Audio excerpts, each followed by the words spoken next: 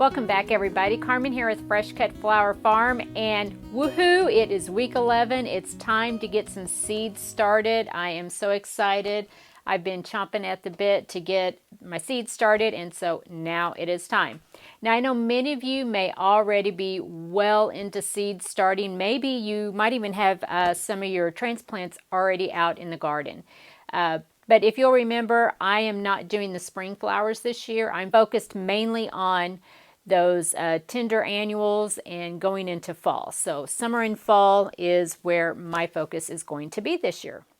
So I am in zone 6B here in the state of Missouri. My last frost date is right at the end of April, maybe the first day or two of May, just depending on what website you look at. So I am timing all of my flowers to bloom at the end of June. That's when I anticipate getting into my farmer's market. So that is why I am just now starting those flowers. So I do soil blocking. I got all of my soil blocks made for the seeds that I am starting. You might notice that the flowers that I'm starting today it's slightly different than my spreadsheet that I had went over with you. I think it was the last video that I did. It's been quite a while. And that's because my granddaughter is having a birthday party in June, and there's a few extra flowers that I wanted to grow for her. So this will look just slightly different. So I am starting rudbeckia, Indian Summer. And I had also mentioned that rudbeckia is not a favorite flower of mine. I feel like I get a lot of bug damage from it. So what I'm going to do is I'm going to start seeds and I'm going to allow it to perennialize. My hope is that once it perennializes, it'll be less prone to bug damage. So it'll be a little bit stronger growing. And I'm going to go ahead and start dara. So I'm starting this a little bit earlier than what I had originally planned on. And another one that I am doing is hare's tail grass. So it's bunny tails is another name that you may have heard it, because I thought this would look cute for her birthday party. And then we've got, I'm doing rocket mix snapdragon. I'm going to do Madam Butterfly ivory. I'm going to do Potomac dark orange snapdragon, and cherry bronze snapdragon, early sunrise snapdragon, Potomac cherry rose snapdragon, and that is all that I'm starting this week. And pretty much, if I remember right, about every week I'm starting some seeds. So all right, let's get into it. So we're starting with the rudbeckia Indian Summer. And the rudbeckia seed needs light to germinate. And so does the snapdragon seed. So what I'll do is I'll just make sure that the seed has good contact with the soil. And then I'm going to go back over the soil blocks with the light dusting of vermiculite. So I'm going to get started with the rudbeckia.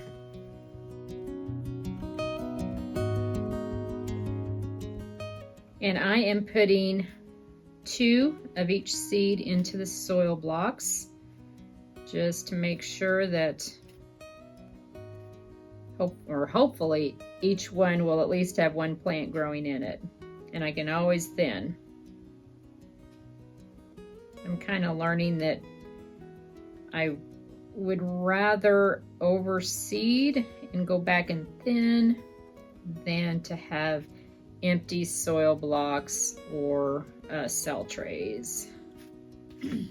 So next we have dara, and according to Johnny's website, dara you just cover lightly. So that's what we'll do. We'll just put a light covering of vermiculite over the top, and these seeds are pretty small. It's important when you start your seeds that you do not let your soil blocks or cell trays, either one, dry out. The seeds go through a process called imbibition, and that is where the seed soaks up all the water, and that is what cracks that that coating around the seed and allows that seedling to start growing. So do not let them dry out.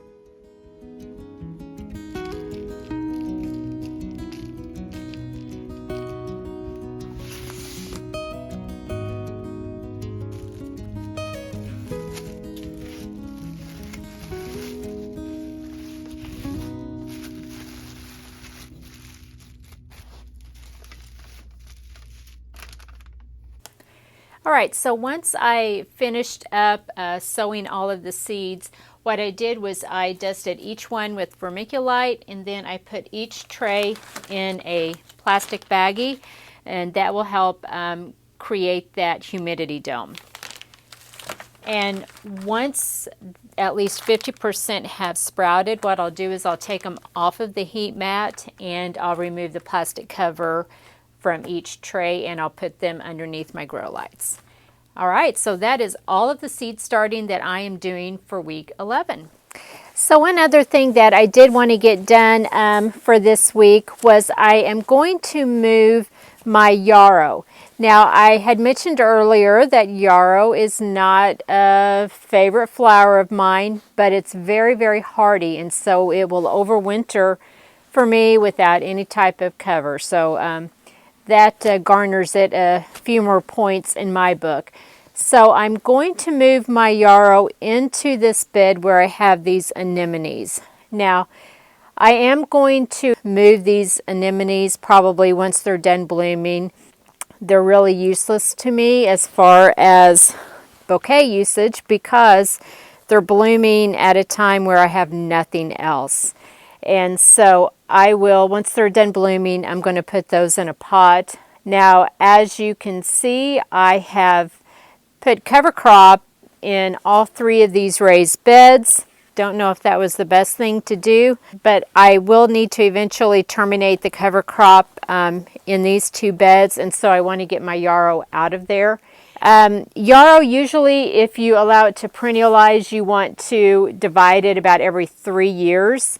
That is just a year old, but I might try and divide it. I've never done it before, so we'll figure this out together. So I'm going to get that dug up and we're going to get it moved over here.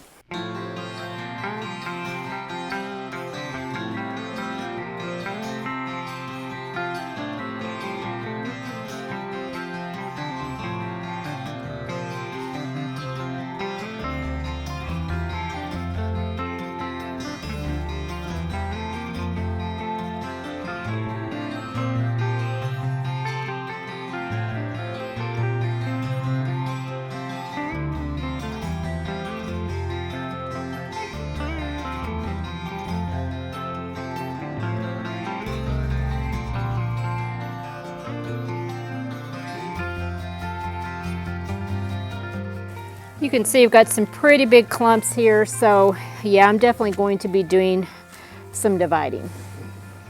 All right, so here is all of our yarrow dug up, and let's take it over to our bed. I'm sorry about the lighting and shadows, but it's about 5:30 in the evening. And it's just that time of day. Earlier I had went through and had just kind of pulled up some of that cover crop in order to make space for the yarrow. I'm just kind of letting it die and decompose back into the bed here. So, okay. So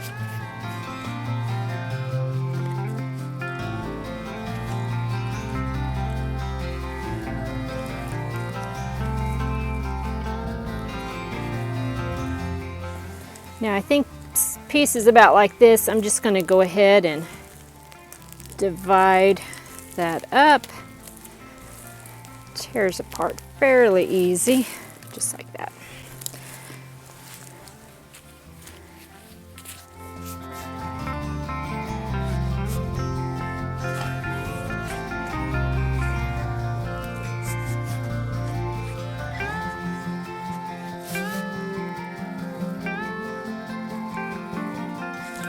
All right, so I've got all of them in the ground. I did divide several of them, but not all of them. Well, that is going to be it for week 11. I got the seeds started that I wanted to start, and I got my yarrow transplanted. So that is it for this video. And my goal is to just every week just give you an update on what is happening around here. And so hopefully I can stick to that plan. We'll see. All right. Well, that's going to be it for this video. I thank you all for watching, and we'll see you in the next one. Bye.